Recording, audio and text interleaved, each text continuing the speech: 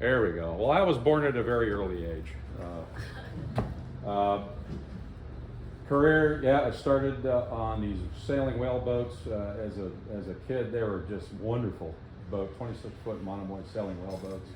And later on, I was doing deliveries. And over here, I'm at the wheel of Clipper City during some of the Chesapeake races.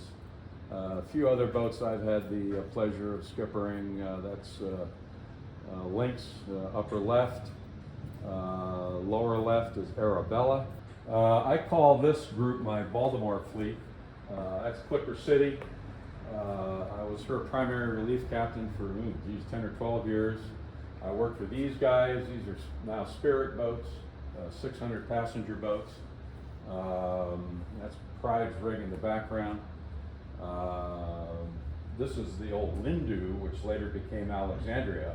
I was her captain when she first went to Alexandria. This nice little 48-foot catch down there, that happens to be our own boat that Deb and I lived on for 10 years, and we've now had her for 36 years. So, stability basics. Getting right down to the very basic is you have center of gravity and you have center of buoyancy, which is the center of buoyancy of the vessel that's underwater, and it does include appendages. The center of gravity has to remain inboard of the center of buoyancy. It's as simple as that. The center of gravity has to remain inboard of the center of buoyancy, or the center of buoyancy has to remain outboard of the center of gravity. And the distance between the two, when the boat is heeled, we call the GZ, or the righting arm. That's the GZ, or the righting arm. So keep that righting arm in the back of your mind as we go.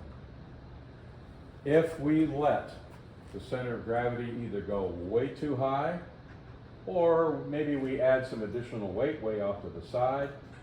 For example, if you're running a whale watching boat and you're not paying attention to what's going on, or actually not so much those guys because they're sort of tuned into that and they know what's going on, but you're on a non-whale watching boat, tour boat, and all of a sudden a whale pops up. Everybody runs to the side, and all of a sudden now you might have a problem. Oops, beg your pardon. You might have a problem. Either of those cases could move the center of gravity outboard. And if it happens to move it outboard of the center of buoyancy, guess what happens? A bad day. Any questions so far? The length of that righting arm, let me back up here. All right, remember we have a righting arm here. That's the distance between the center of gravity and the center of buoyancy in a heeled position. Now what this graph tells you is what the length of that righting arm is at various angles of heel. So you're heeled just a little bit, and you're going to have just a little bit of righting arm. And the more you heel, the longer the righting arm gets until you get to an angle of heel where you see the maximum righting arm. And that can happen, depending on the boat, that can happen, back at 30 degrees, or it can happen out at, in this case, out at 60 degrees. So that's within reason, and just depends on the configuration of the boat. In this particular case, sailing, a lot of, especially cruising sailboats, this came out of, this particular discussion and graphic came out of the Larson Eliason book, and they deal primarily with cruising yachts. So they tend to have, tend to be very stable, and when the righting arm goes to zero all the way out here, with a lot of boats, it's, especially some power boats and other boats, your angle of vanishing stability can be in here somewhere. But most sailboats tend to be quite stable all the way out past 90 and well past 90. So that's what. So that is your righting arm curve. We're going to talk about righting moments, and all a righting moment is your riding arm times your displacement. That's your riding moment. Your heeling moment is simply wind pressure against your sails times the distance that the center of all of those sails, the center of effort, is above the waterline. Actually above a little bit more than that, but call it that for now. So we compare riding moments and heeling moments to get a sort of a picture like this. So if the wind is only blowing 10, you can expect a little bit, and this, by the way, is this is assuming a fairly small boat, 10,000 pounds, a little, maybe a Cal 22 or something. This column here is your foot-pounds of riding moment and heeling moment. Okay, you can read them on the same scale. So if it's not blowing very hard, you have a little bit of heeling moment. It'll heel the boat over till you get to that point. And that's about where she'll heel over to. And when the two moments match, that's the angle of heel you're going to sail at, and you're going to be in good shape. So now the wind picks up, and we have a greater heeling moment. And now the heeling moment is on this line, and your riding moment comes up here where they match. Okay, now you're heeling over a fair bit more. Now you're out at 25 degrees. That's not necessarily bad, depending on the boat. It's about as much as I ever want to heel. But that's what happens there. And then if the wind picks up some more, now you've got a lot of heeling moment. And now where it crosses the riding moment is out at, in this case, what's that, 38 degrees, something like that. That's too damn much, and now you're essentially getting into trouble. The other thing that you need to pay attention to, and sailors that have been, have good experience or know this either at least viscerally, if not actually, as wind speed increases, the pressure increases a whole lot more. So let's say we're starting at a 10-mile-an-hour breeze. Pounds per square foot is a little under half a pound per square foot. The wind speed doubles up to 20. But there is your pounds per square foot. That's 4 times that. Go up to 30 miles an hour. That's 3 times the increase, but 9 times the pounds per square foot. So the change in wind speed is squared to get your wind pressure. And new sailors that don't quite understand that yet and say, all right, the wind speed doubles, so it's not a big deal. The pressure doubles. Well, it doesn't double; it quadruples. So that's the thing you need to keep in mind from a sailing and a safe sailing point of view. This is essentially the same as the last graphic, except for, let me come around this side. See this dotted line here? This represents what might happen with a 30-degree downdraft, like a microburst. In this case, with a horizontal wind, yeah, it's too much. You're heeling too much, and you should be reducing sail long before you get to this point. But you still have some residual riding arm, and you still have some residual riding energy. That's area under the curve. But if all of a sudden that downdraft, it becomes a downdraft, it effectively moves that whole curve out here. And that's essentially what happened to Pride 1, the first Pride. That's how she got knocked down. I mean, there was, regardless of how much sail she had, and she was being sailed very conservatively. She had just a double reef main and the jumbo, and it may have had a single reef, and that was it, and it was still too much. That's what happened to her.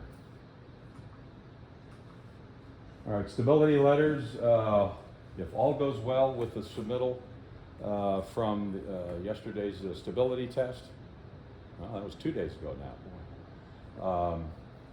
You'll be getting a stability letter that looks a lot like this. This happens to be Calmer-Nichols' stability letter. And we can go back to all that stuff. I'm not going to go through all that. But one of the things we've been trying to do in more recent sailing stability letters is to better enumerate and figure out what the various sail plan configurations are allowable, as opposed to just saying, which a lot of stability letters do or COIs do, don't do this over 20 knots of wind. Well, that's very subjective from a captain's point of view, the crew's point of view. You think of, most, especially traditional boats don't have a nice set of electronics that tell you exactly what the wind speed is. Some do, some don't. And it's something they try not to do, and I try not to do. Better to just know what, and of course this is based on the sailing calculations in the CFRs in subchapter S. But based on those calculations, what I try to do is to come up with all of the possible sail combinations that will pass those calculations, that will pass those benchmarks in the sailing calc in subchapter S. So that's what a stability letter looks like, and this one's for counter-necking. So in order to achieve that stability letter, now we're getting into what you guys saw the other day. Now in this particular case, this is an incline test I did on Constellation in Baltimore. She's the big old Navy ship that is on display there and has been for many decades. They were preparing to go into dry dock, needed a stability test, so I came up and did an incline test on her. That's what this is all about. And in doing an incline test, part of it is measuring the angle of heel at various, we do 3 weight moves, and we'll get into that in a moment. We'll do to one side, and then we'll do 3 weight moves to the other. And we need to measure the angle of heel. And we do that with a pendulum. Now some of you guys saw that pendulum the other day, and I'll show it to you. I'll show it to you here in a minute. But this is a typical pendulum arrangement out of the ASTM guide for doing incline tests. And when all goes well, we end up with a plot that looks something like this. And we plot this to confirm that we've actually done a good test. The idea being that we get a good straight line, and because we have 3 means of measuring heel angle, up until recently it was 3 pendulums. You had to do 3 pendulums on your boat. And then you do 3 weight moves to each side. So that's why you have a group of points rather than just one.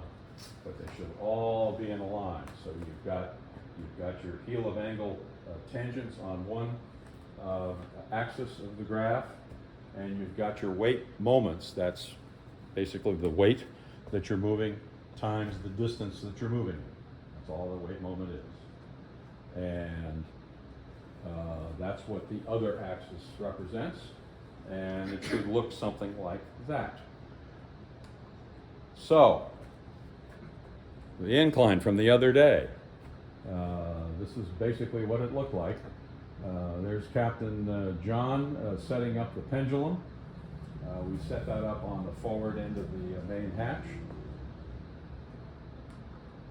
And you'll see that you may have, if you were paying attention a few slides ago, you might have seen in the representative sketch for the pendulum that the minimum height needed to be at least 8.5 feet of pendulum. And the reason for that is because the Coast Guard, the ASTM guide and the Coast Guard requires for the full weight move with all the weight on one side or all the weight on the other side, a minimum of 6 inches of deflection of swing of the pendulum. Well, that's not anywhere near 8.5 feet, but we made that happen because we did that. It hung down through that hatch, and the actual pendulum is there, and it swings in a trough of detergent to dampen the motion, and the ruler that we read the deflection on is right there. And that's how we get it. As it turned out, it was, I forget now, but it was on the order of 10.5 feet, I think, give or take a little bit. So we got a nice long pendulum, we got our 6 inches of deflection, both sides, and it worked out very well. These are the weights that we use. Barrels of water. And these most 60-gallon barrels of water these days, you fill them up with fresh water right to the top. They're just about, well, they are exactly 500 pounds, which makes my life a little easier from a number crunching point of view.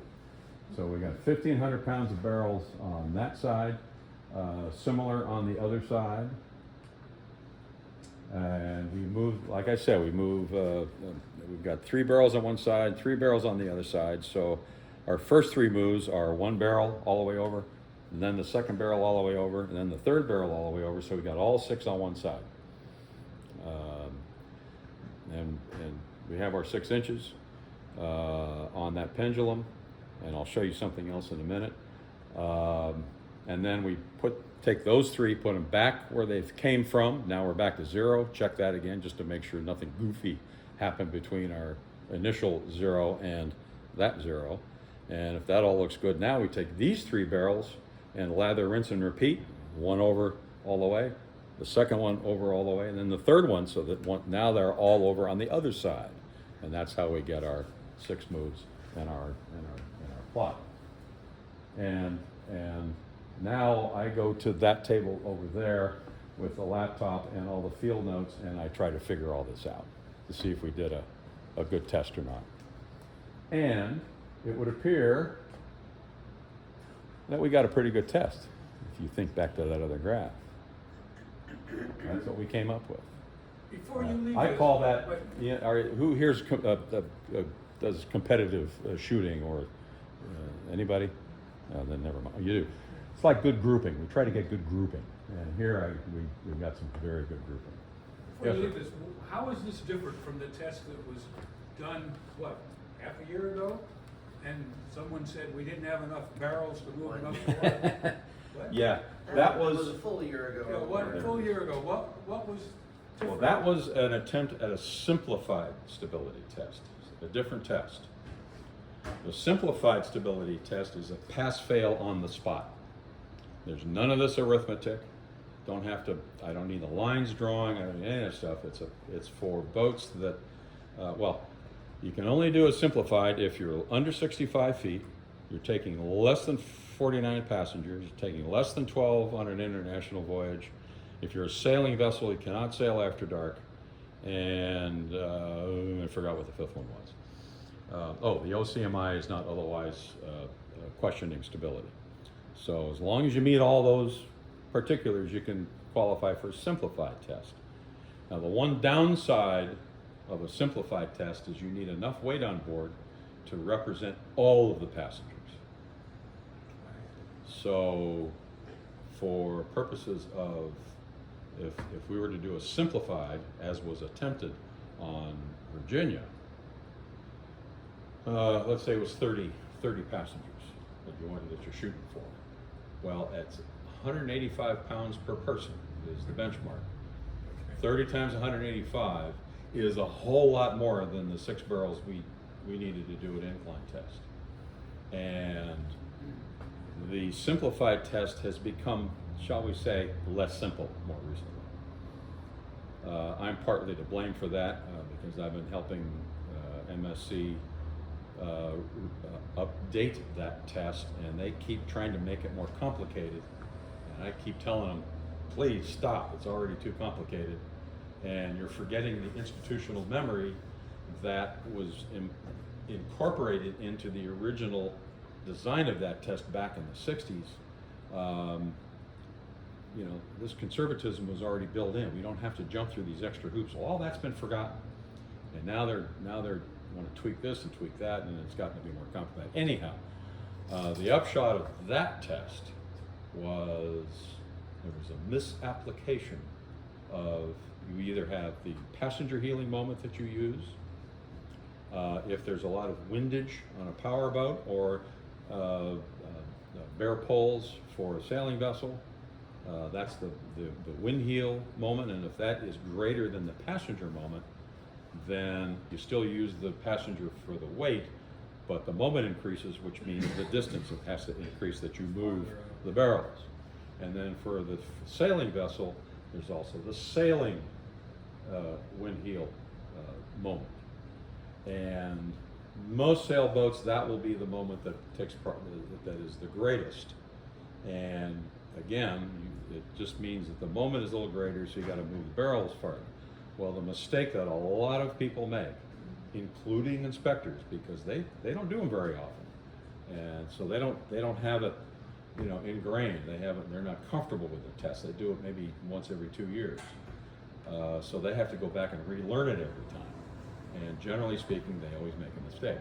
And in this case, they try to apply the wind heel multiplier to the sailing vessel area. And that's what created this absolutely enormous number that there was absolutely no way that you could do. And I heard discussions about hanging, you know, 6x6s, you know, out beyond the side of the boat, hanging barrels from, you know. So that's what happened there. Yeah. That's what I'm going to be doing for the next, well, as soon as I get back into the office, that's what I'm going to be doing for the next.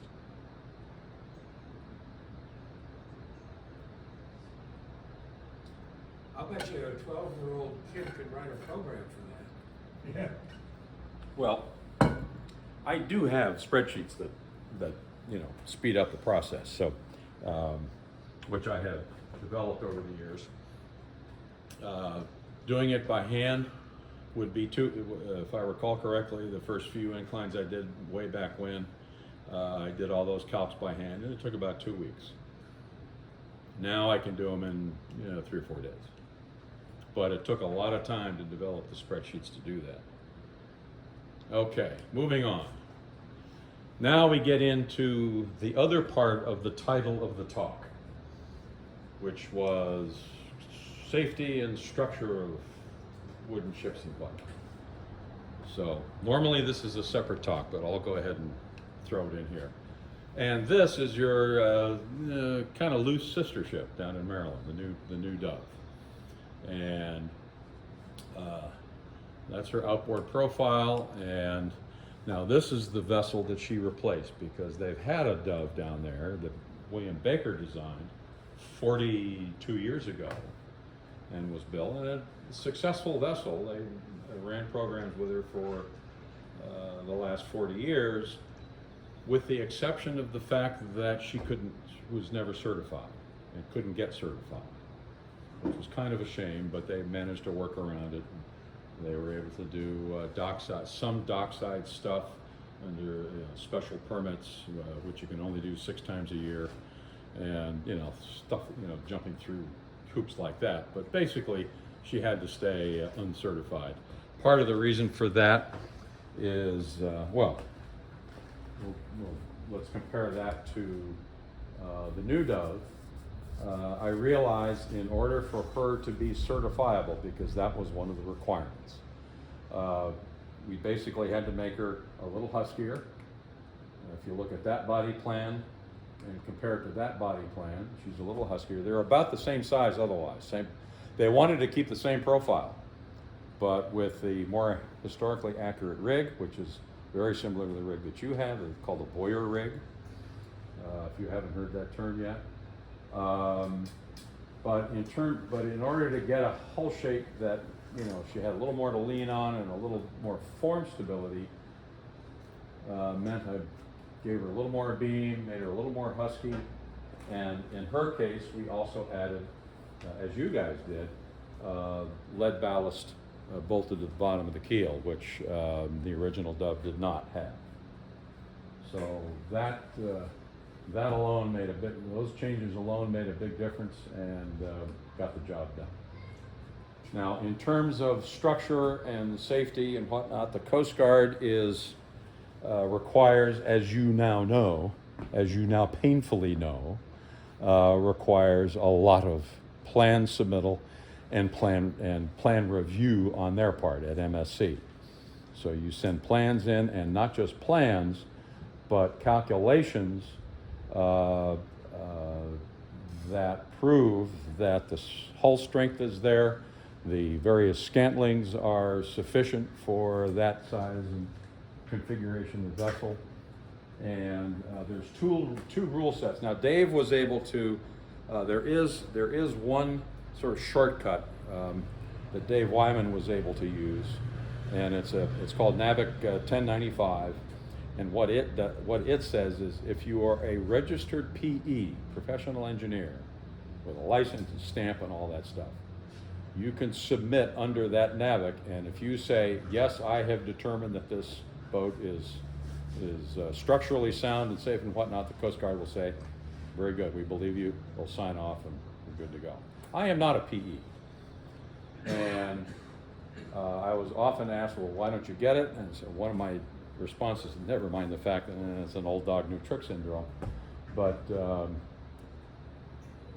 when it comes to the safety of vessels that take passengers for hire, I want a second pair of eyeballs going over the structure and the design and the scantlings, because I'm just as capable of making a mistake as anybody else, and some might say more so, depending on who you talk to. So I want that second pair of eyeballs. Now it might mean that the review takes a little longer. They'll do a 1095 review maybe in a couple of weeks, but a full review, they take 30 days. Fine, it's worth it. So I go, and now all these numbers here, which are of course completely unreadable on the screen, but these are all calculations having to do with backbone strength, framing strength, scantlings, planking, thicknesses, and some other, all that stuff. And these calculations are based on Lloyd's yachts and small craft rule set. And the other rule set that we can use is ABS ABS 78. Well, the ABS 78 rule, for a full wood boat, it's actually the 1942 ABS rules for wood ships. Problem is, ABS for wood starts at 100 feet. So right away, that didn't make any sense. So these are based on the Lloyd's yachts and small craft rule set, which is and ABS and Lloyd's are the only two that are incorporated by reference into subchapter T. So they're the only ones we're allowed to use. So that's what this is, and they worked out very well. So that's what this drawing is, and this drawing is obviously the midship section with a couple other sections, and these are more of those calculations. This is for a new design. This is for a new design, So or for a vessel that has been private up to that point, an existing vessel that then wants to get retro certified. This is hull. I'm thinking of Alice Bailey now. I mean, does this something similar apply to rigging and old rigging and possibly? I'll get to that. Okay. I'll get to that.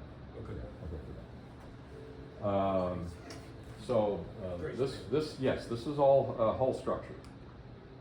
And as you can see, this happens to be a very nice photograph of the midship section.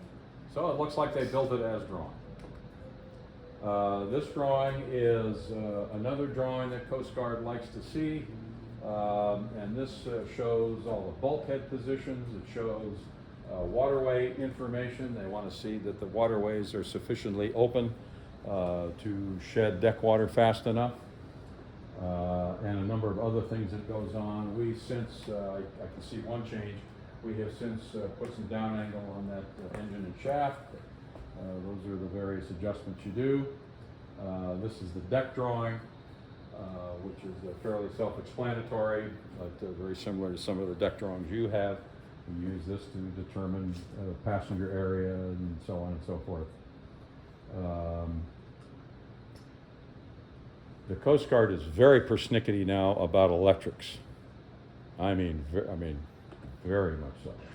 So this is the kind of submittal for electrical plans that they require, or some variation thereof. And part of the plan, yes, you need to do a one line, but they want to see a complete load study on every wire, every fixture, every motor, every gizmo that uses an electron. They want to see listed up there, and with a load study and the whole bit. There's a bunch of other drawings from Dove I could show you, but I'm not going to. Was this before or after the dive boat that burned in Well, California. this was after. This is as a result of that. Oh, yeah, the dive boat fire, are you all familiar with that, the conception?